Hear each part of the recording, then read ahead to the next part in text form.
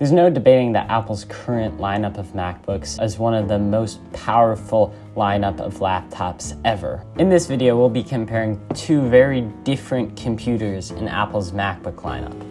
The budget-friendly M2 MacBook Air to one of Apple's most powerful computers, the M3 MacBook Pro, and seeing whether or not the giant price leap is worth it, or if the M2 MacBook Air is good enough for most users. Without further ado, let's get into the video. All right, so first of all, there's a lot of physical design differences on both computers. You can get both computers in two sizes. Right now, I have the 13-inch base model of the M2 and the 16-inch spec'd up RAM version of the M3 Pro. Now you can get the M3 Air in a 15-inch version, which has a larger screen, a better battery, and one more CPU core, which helps a bit in some performance. However, you may not notice it in most day-to-day situations, as we'll see in the tests. Now, when you look at the two, besides the color difference, there are quite a few physical differences between the two. First of which is the speakers. Now, the M3 Pro has visible speaker grills on each side of the laptop. The speakers on the M2 Air fire up into the display and back that way. We'll do a speaker test in this video too, so if you do a lot of content consumption, this will be very helpful for you. Now, another major difference between the two is the ports. The M2 Air features one MagSafe port for charging the computer, two USB-C ports, which can also be used to charge the computer or data transfer, and one headphone jack on the other side of the computer. Now, the MacBook Pro has a lot more ports this time. It features three USB-C Thunderbolt ports and a headphone jack, MagSafe charging, HDMI, and an SD card. So if you're a photographer or a filmmaker, the M3 Pro does have that extra SD port, which is very helpful if you are transferring data off your camera. It can also be great for sending files, but I mean, there's AirDrop now, so who really uses that?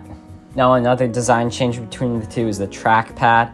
In the 16-inch, you do get the larger trackpad, but the trackpads on the Pros just feel a bit nicer and they're a bit bigger, which is a big benefit if you use trackpads a lot. Now, the next design change, of course, is just the size difference. The smallest MacBook, as I said earlier, is the 14-inch, while the smallest Air is the 13-inch. You may think, oh, that's not that big of a difference, but I mean, it can really help if you're trying to fit this in small spaces. Another thing that you may be able to see here is the MacBook is a lot thicker. It is also very heavy to lift up, especially compared to the Air. The Air feels like it is like barely even there, hence the name Air. These computers are very thin and light, so the portability is just insane on these computers. Air also does not have any fan, which means if you are doing long work days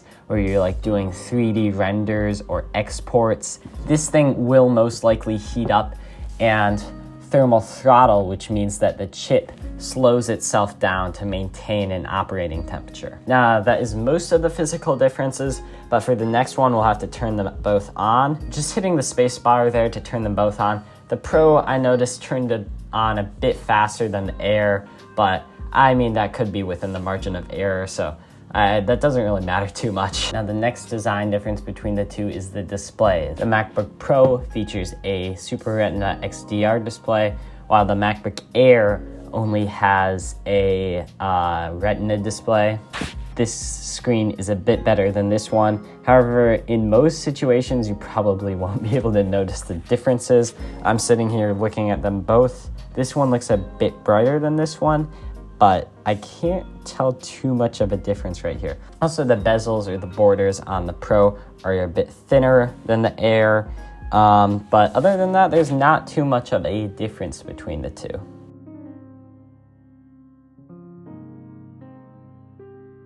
Next, I'll be moving on to a microphone and webcam test. For that, I'll be opening up Photo Booth right there. This is the microphone and webcam with the MacBook Pro with the M3 chip. And this is the microphone and webcam on the MacBook Air. I personally did not see much of a difference between the two. However, I am assuming the Pro did look a bit sharper and a bit better. I'll do some punching and stuff, and I'll put a result on the screen on what I think is better after I look at them in the edit. So in terms of specs, this MacBook Pro was released in 2023, and this one was released in 2022. It includes the M2 chip, and this particular model has 8 gigabytes of RAM, while this one that I'm testing here has 36. The MacBook Air allows you to go up to 24 gigabytes of RAM, while the Pro allows you to go up to 36 if you have the Pro chip.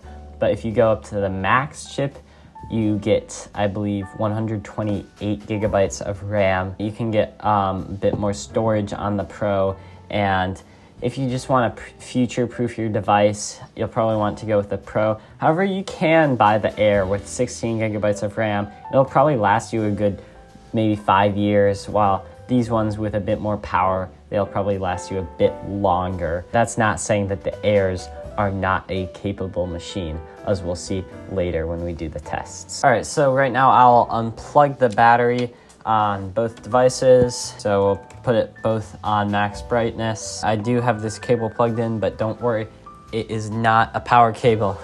It's just a data cable because I'm running these tests off an external drive. So let's start with Cinebench. Cinebench is basically a program that allows you to test the CPU of the computer by doing a 3D render. Now you might be like, hey, I don't do 3D rendering. This basically gives you a test on how good the computer's chip is, so that's why I include it, even though most of you guys probably won't do 3D rendering. But man, this one opened up actually faster than this one. I don't know what's going on here. So I'll start it with the multi-core test first. You can really clearly see the difference between these two chips right now during this test.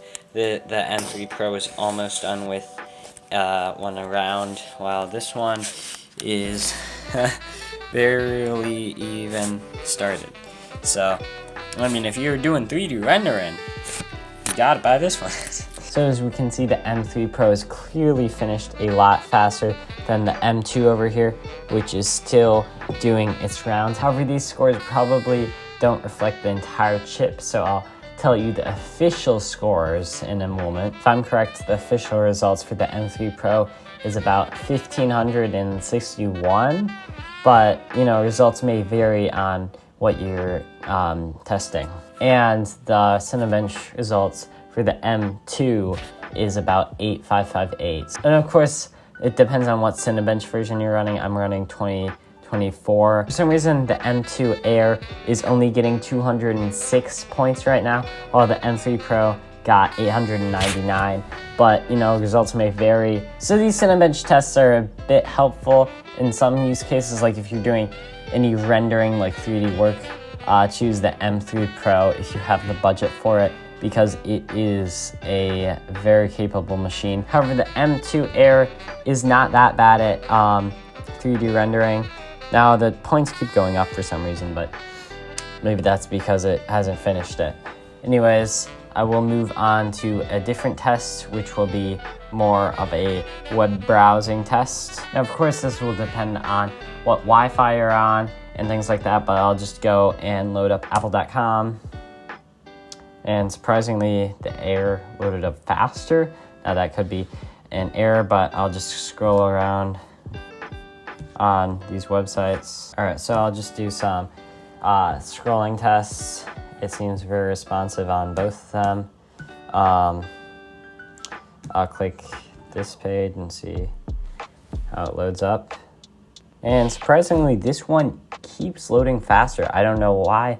If that's like an internet thing. Just going around the website, it seems to be responsive on both, but apple.com isn't really that intensive of a website. All right, so I'll do a YouTube search, which this will basically emulate any search on most websites. All right, so I'll hit enter on the same time in both.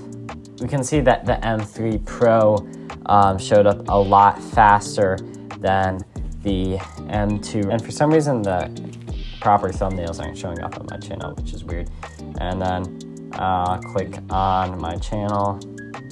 Yeah, this one is loading a lot faster, so maybe that's just something with apple.com. All right, now I'll click on this video. Now this one loaded a bit faster, but I think for most web browsing applications, this one will be a bit faster, but as we've seen, it's not actually that much faster. Let's go to 4K 60, and because my Wi-Fi is on the other side of the house, it may drop a few frames due to the Wi-Fi. 16-inch MacBook Pro with 12-core CPU to the 2019 Intel Core i9 8-core CPU 16-inch MacBook Pro. That was a mouthful, but let's get into the video.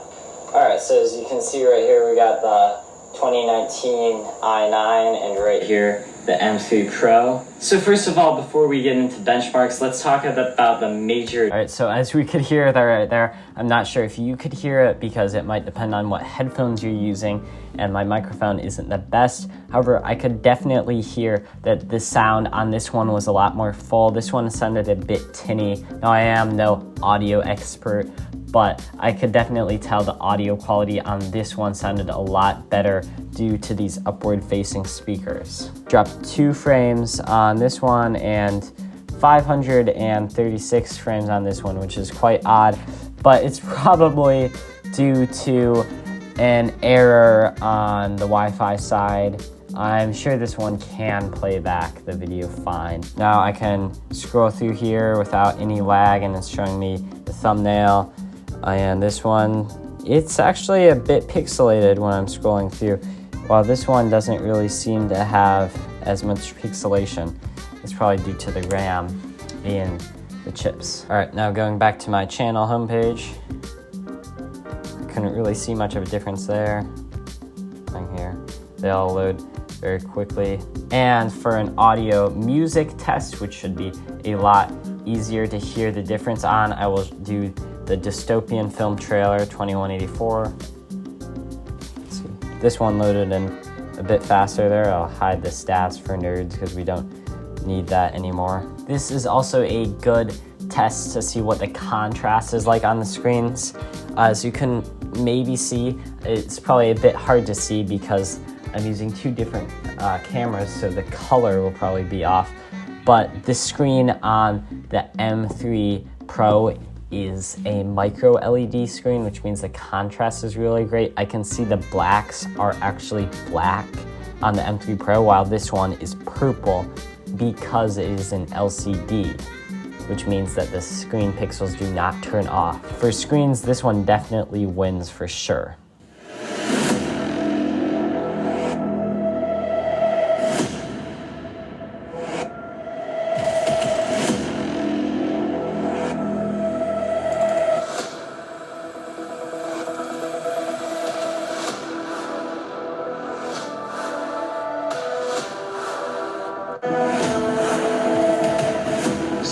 The Outdoor Restriction Act, recently signed and approved by Delaware.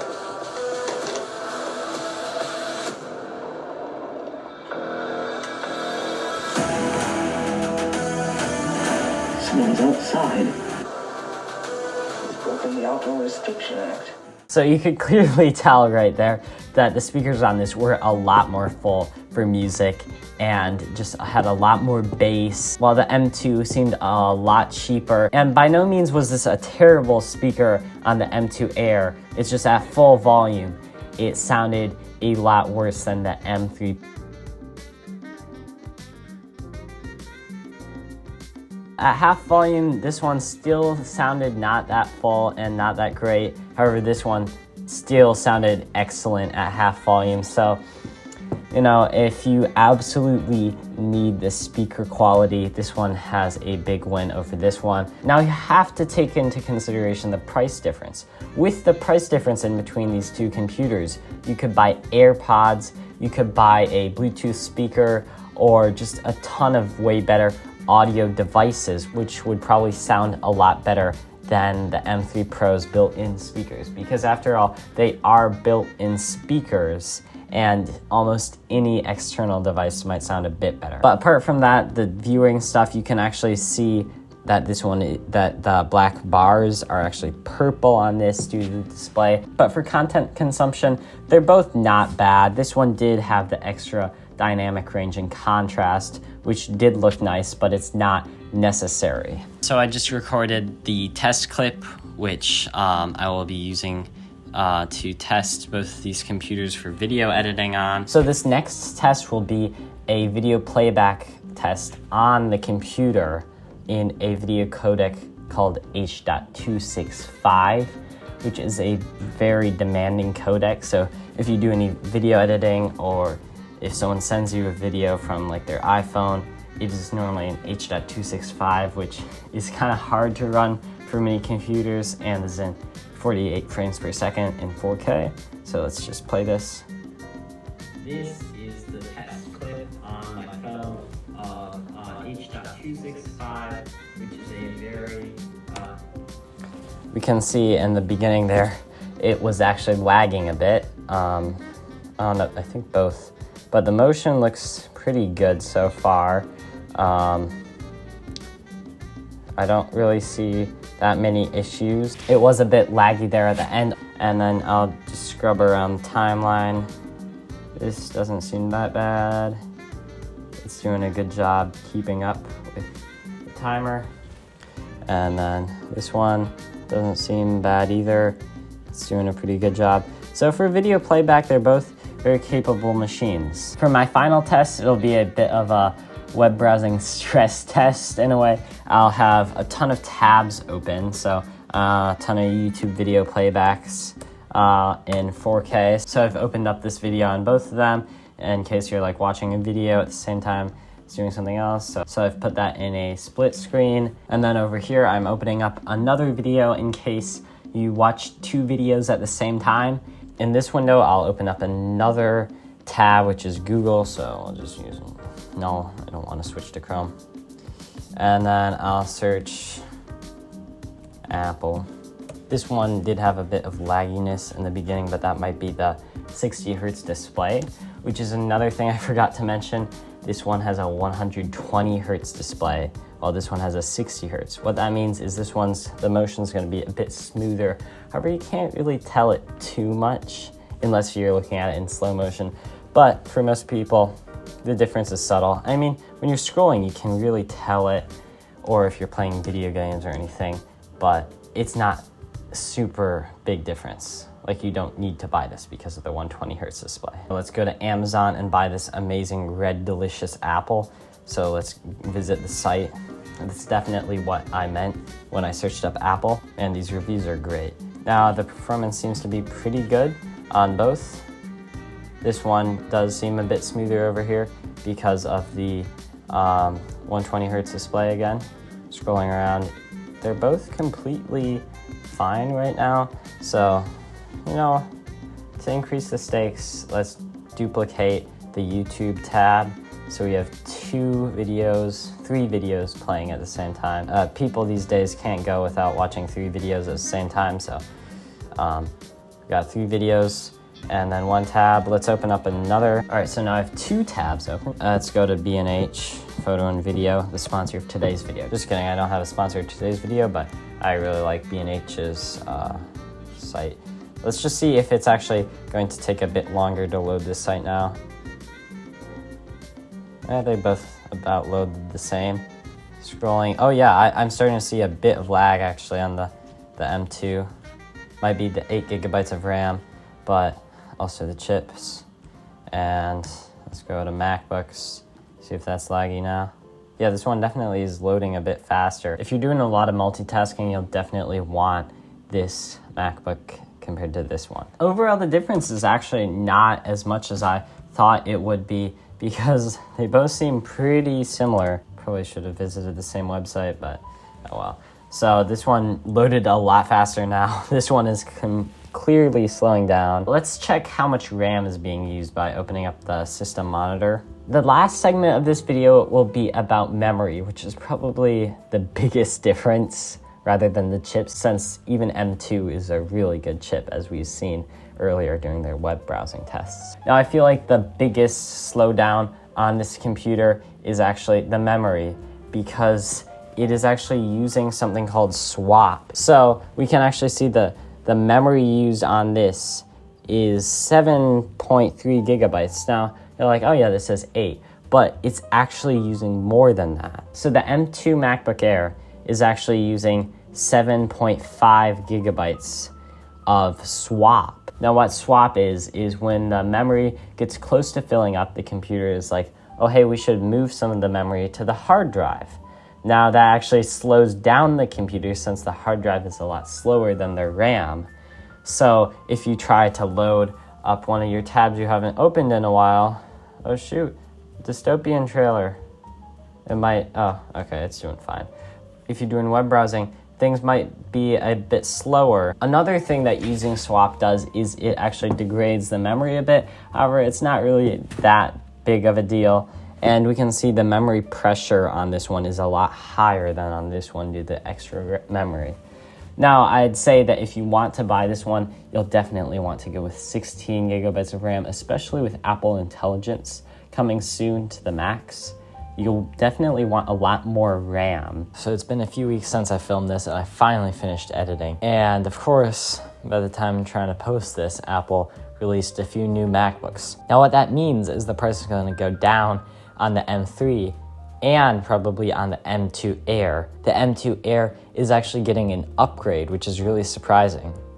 Apple have decided to increase the base RAM on the M2 Air from 8 to 16 gigabytes, so you won't have to worry about paying the extra $200 or $400 to upgrade the RAM, which is really good news for consumers. Anyways, I need to just finish editing and export this, so that way Apple doesn't release a whole new MacBook Air by the time I'm uploading it. All right, so now let's move on to the last segment, the battery, which is actually very shocking.